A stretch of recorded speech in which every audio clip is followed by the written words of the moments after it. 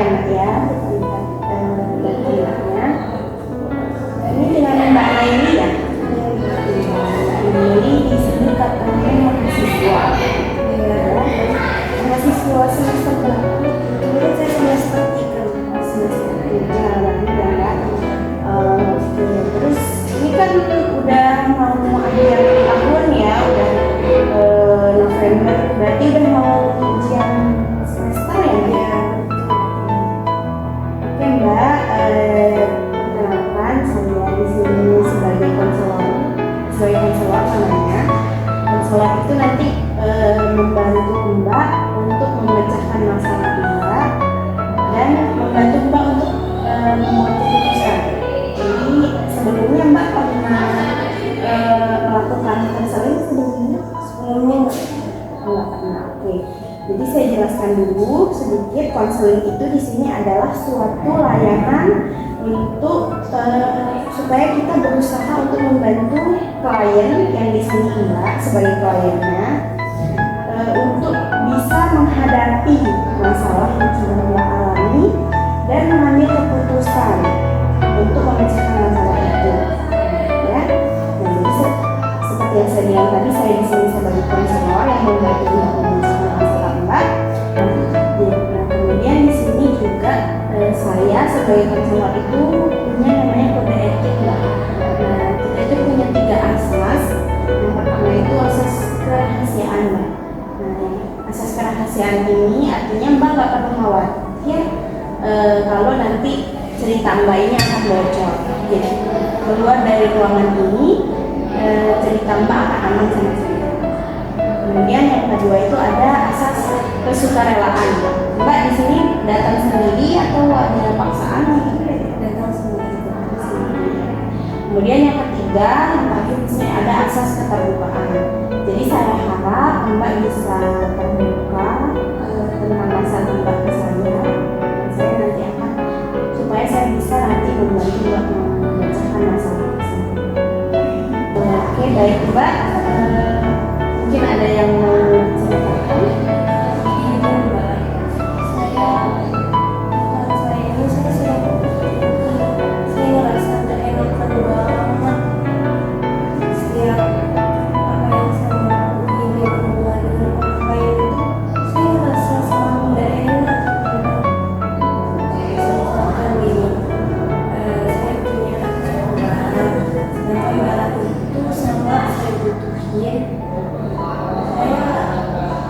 Terus ada teman saya yang minjem barang itu atau meminta barang itu, kemudian saya kasih ke dia.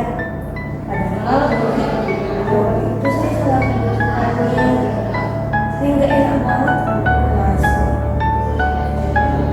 Nah itu udah cuma sekali aja, setiap ada apapun gitu yang kaitan dengan orang lain itu saya nggak enak, saya nggak susahkan.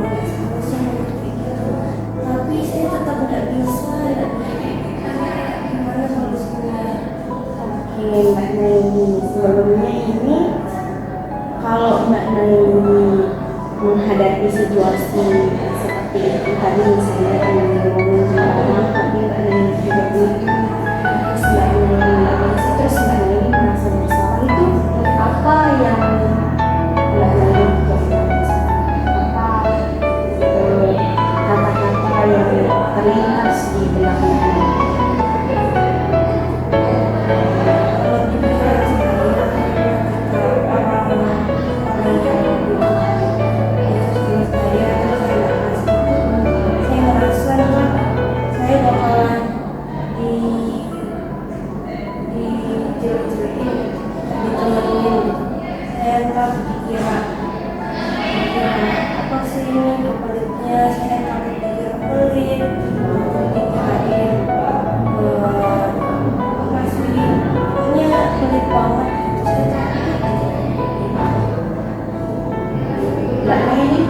Dengan teman Mbak untuk Mbak di selama pengalaman Mbak yang Mbak ngasih barang, Mbak teman Mbak bilang kamu tuh pelit gitu kan? Secara langsung saya cuma saya nggak merasa aja gitu, saya nggak merasa ya walaupun nggak di secara langsung mungkin dalam hatinya itu pasti pokoknya saya merasa takut aja. Jadi ini yang Mbak Nani ya, karena tadi Mbak meminta ada gimana solusinya, saya menawarkan ada jadi di konseling ada namanya pendekatan activity. Nah, activity ini membantu, tujuannya itu supaya kita bisa berpikir lebih rasional. Nah, jadi saya di sini menawarkan kita memakai namanya teknik ABC. Nah, di sini itu teknik ABC itu adalah kita itu mencari tahu penyebab dari kejadian perilaku itu, perilaku Mbak Nani yang bisa bersama itu, kemudian perilakunya kapan aja, dampak dari perilakunya apa, dan apa emosi yang ditimbulkan, supaya kita bisa berlatih untuk mengatasinya ya. Oke, kemudian ini yang lainnya, jadi perasaan merasa bersalah itu sebenarnya bisa menjadi suatu hal yang wajar, dia bisa menjadi hal yang wajar. Tapi coba kita lihat dari sudut pandang temannya Mbak. Kita coba lihat dari sudut pandang teman-teman. Misalnya Mbak sendiri nih dipinjemin sama teman Mbak barang. Terus teman Mbak ini nggak bisa ngasih. Kira-kira Mbak akan berpikir dia pelit. Apa Mbak akan berpikir? Enggak kan? Kita bisa mencoba. Kita bisa untuk mengubah pola pikir kita. Kita bisa melihat dari sudut pandang yang lain. Kita bisa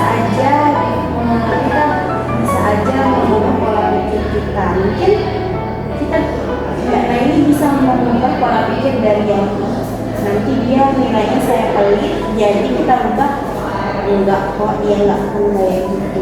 Karena saya juga kalau nggak dipinjemin nggak akan kayak gitu. Kita bisa coba memposisikan diri kita dengan temannya kita, ya. Nah, hal ini memang nggak bisa instan, Mbak, ini perlu dilatih. Kan?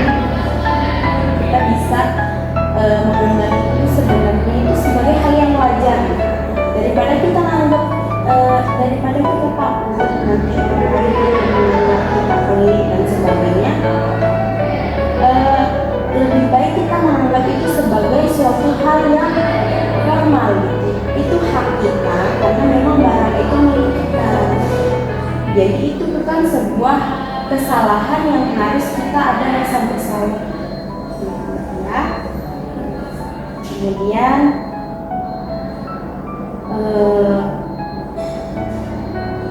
saya kira-kira nih Mbak, apakah kalau Mbak ada nih misalnya kalau kita bayangkan Mbak sekarang ada teman Mbak udah mengerti kan gimana cara mengatasi perasaan merasa bersalah itu kalau di kasusnya teman Mbak investigasi yang diberikan. Sekarang Mbak sudah kira-kira nih Mbak bisa nggak mempraktikannya nanti dalam kehidupan sehari-hari?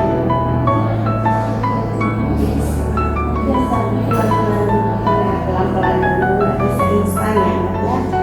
Nah, jadi kita nih Mbak mungkin nanti bisa berlatih untuk setiap kali muncul rasa bersalah itu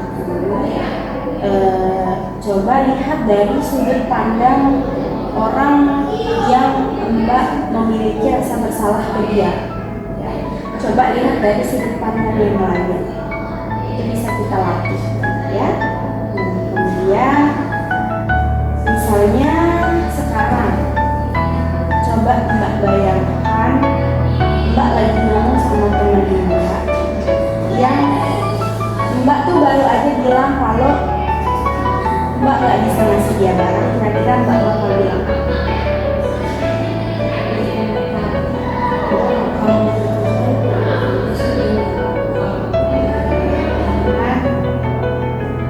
bagus, Mbak udah paham. Terima kasih Mbak atas solusinya. Sama-sama. Oke, berarti kita tutup sesi konselingnya. Tadi kita sudah memulainya dengan berdoa, jadi sekarang kita berdoa semoga tujuan dari konseling ini nanti tercapai, Mbak ini bisa mengatasi masalah Mbaknya. Kita berdoa.